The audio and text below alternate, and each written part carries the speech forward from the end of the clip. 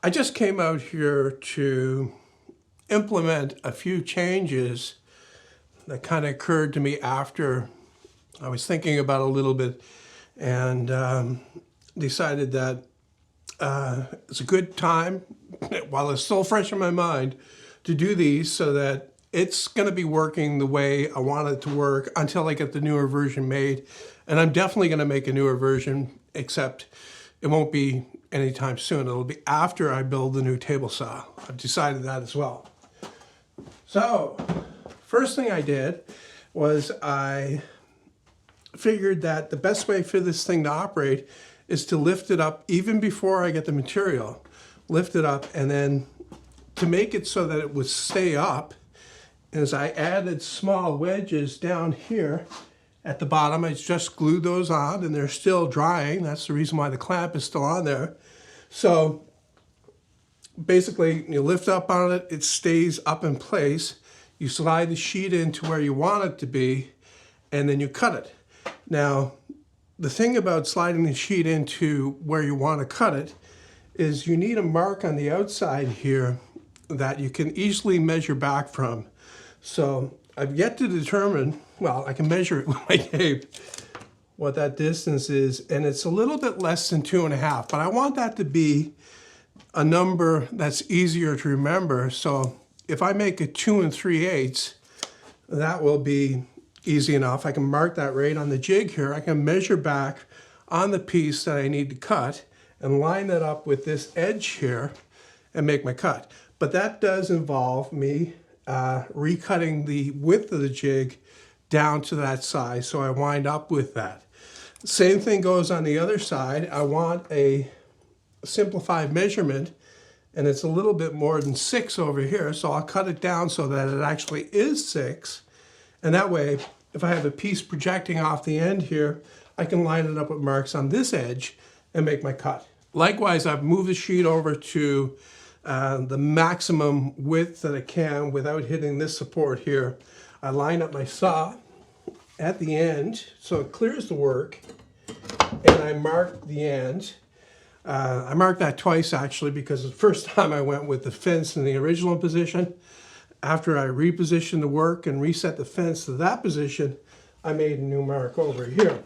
So what I'm going to do is I'm going to cut the fence off to that length and then reinstall my washer there. I'm also going to add a thicker block to that end to kind of glue the tracks back together, since they're most of the way cut through already. With these wedges added here, I'm going to have to take off this outside block that holds the track in so that I can actually take the whole thing out.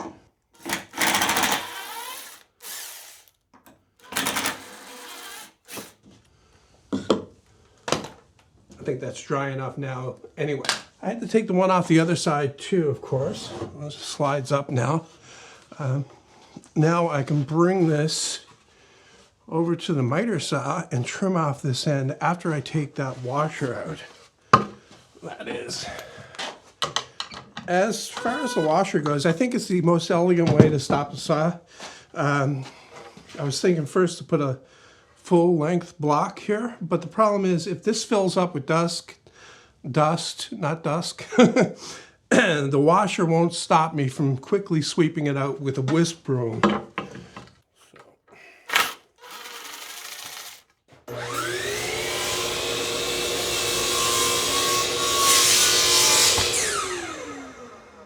I probably should have glued this block on before I made this cut, because the track kind of collapsed together because it's cut all the way through.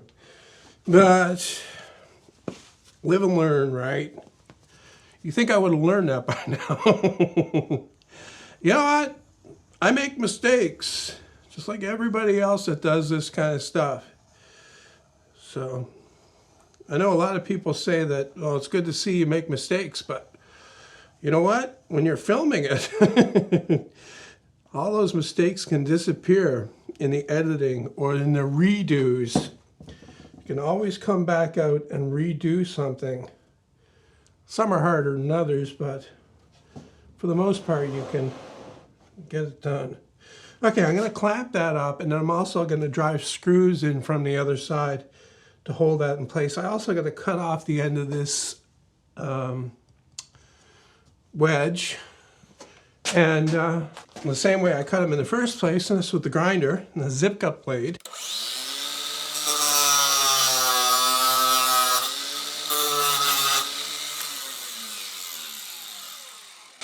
Makes kind of an interesting wood smoke smell here in the shop.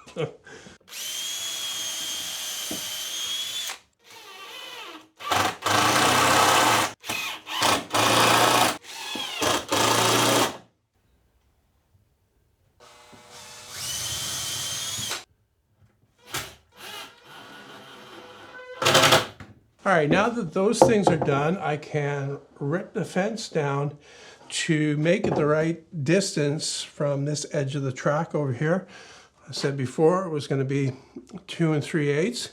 So I've set my saw, and I got to make one cut and then measure it.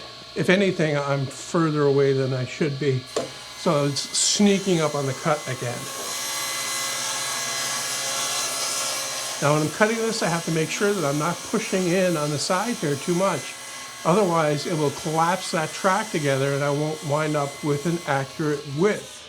All right, that looks pretty much bang on, actually. So I got lucky the first time. Whenever I need to make an accurate measurement, I tend not to use the end of the tape. Unless this is tape like this, which I trust and I check very often. And what I do instead is I use it from the 1 inch mark or the 2 inch mark, and I can see that it's very, very close. Actually, I can take maybe a 64th of an inch off. So I'm gonna move the fence closer by that amount. So I'm gonna recut that, and then I'm gonna flip it around and cut the other side. Remember, I wanted 6 inches on that side from the edge of the cut.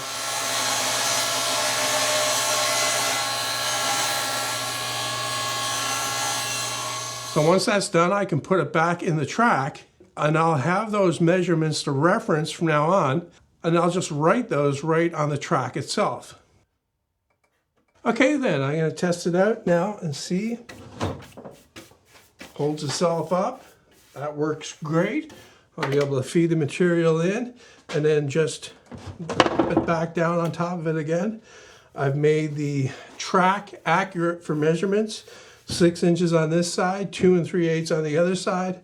I've got just one other thing, that I want to do before I'm done with it for today, and that's to give it a coat of water-based polyurethane. Quickly mix it up here, and then I've got this small brush, disposable one, to paint it with. Anyway, I hope you enjoyed that. There's details on this build on my website, a little bit more in depth. I've stayed away from making any kind of plan for it because it's very specific to the saw that I'm using. It's also specific to the table saw that it's mounted on. Now later on, when I make a new table saw and make a new one, I think what I'll do is I'll make it freestanding. So it's got some kind of storage in the side here, maybe on casters that'll roll up to the back of the saw and lock in some way, maybe with draw catches or something like that, so that it locks in place with dowels so it lines up perfectly and all that, so that I can easily unlatch it and pull it out of the way when I need to get at the back of the saw where there will be a big drawer for dust collection. So like I said, there's more details in the website article, and the link to that is in the description.